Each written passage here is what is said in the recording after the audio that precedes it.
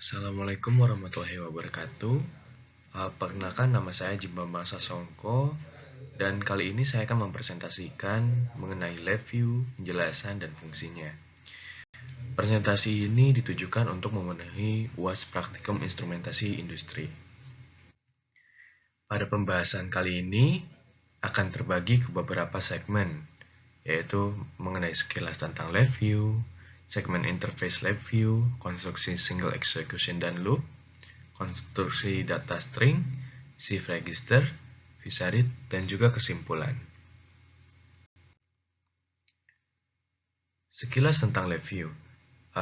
LabVIEW sendiri atau Laboratory Virtual Instrument Engineering Workbench adalah lingkungan pemrograman grafis yang dikembangkan oleh National Instrument.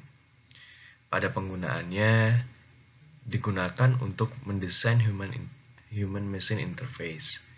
Dan pemrograman yang digunakan sebenarnya menjadi basis utama dari aplikasi ini, yaitu pemrograman grafis yang disebut LabVIEW Graphical Programming Language.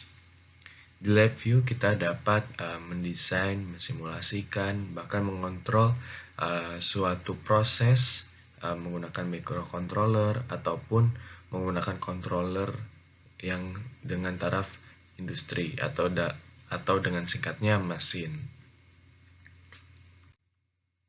Pada segmen interface LabVIEW terdapat dua panel yang akan muncul di Windows kita. Yang pertama adalah front panel yang merupakan antarmuka pengguna grafis untuk interaksi pengguna. Di sini akan ada tampilan yang kita masukkan seperti tampilan parameter suatu data atau penampil suatu data, presentasi suatu data, bahkan kontrol dan juga setup suatu sistem. Yang kedua, ada blok diagram. Blok diagram merupakan area pemrograman logika yang menggunakan graphic programming language dan dengan cara menghubungkan berbagai node dan fungsi. Sebenarnya pemrograman ini juga merupakan representasi visual dari alur logika program. Pada fungsi yang pertama akan kita bahas merupakan konstruksi single execution dan loop. Pada single execution, kita hanya memungkinkan untuk melakukan eksekusi satu kali dari beberapa sequence operasi. Dan ini single execution ini sangat cocok untuk operasi sederhana yang hanya membutuhkan satu kali running seperti inisialisasi perangkat atau percobaan perangkat. Pada loop merupakan sistem yang akan diulang atau terus dieksekusi sampai kondisi tertentu dipenuhi.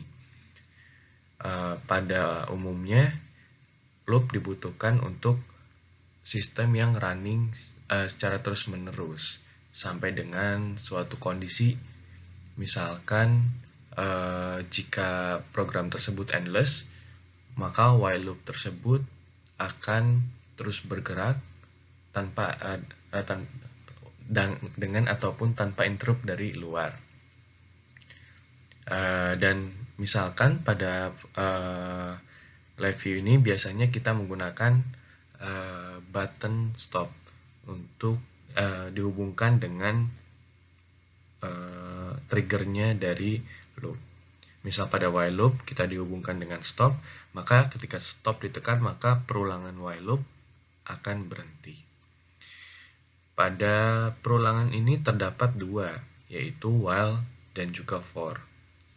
While akan bekerja sampai dengan kondisi terpenuhi, berbeda dengan for yang akan bekerja untuk memenuhi kondisi. Pada penggunaannya di dalam kotak while loop sebelah kanan ini, misalkan di dalam kotak tersebut akan ada sistem yang akan bekerja secara berulang. Selanjutnya ada konstruksi data string, merge and parse. Pada komunikasi data, penggunaan data string akan mempermudah dalam melakukan komunikasi seperti pada komunikasi serial. Oleh karena itu, terdapat metode untuk menyatukan dan memecah string. Yang pertama adalah merge string, yaitu menggabungkan beberapa string menjadi satu. Misalkan ada beberapa pesan, dalam contohnya ada 3 pesan berupa data in, float, dan juga string. Maka merge string akan berfungsi sebagai penyatu untuk ketiga data tersebut menjadi satu data format string. Dalam LabVIEW sendiri fungsinya digunakan pada format into string. Selanjutnya ada parse strings, pemisah string menjadi beberapa bagian komponen.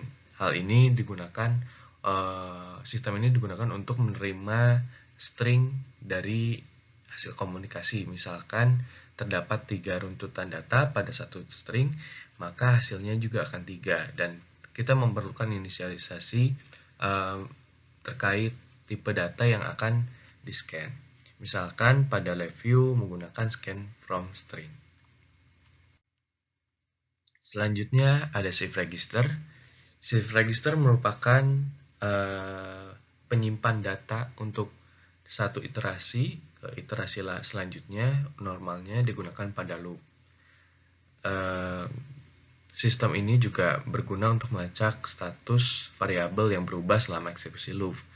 Biasanya jika pada satu eksekusi loop, sistem akan mereset variabelnya kembali menjadi 0 atau sesuai inisialisasi.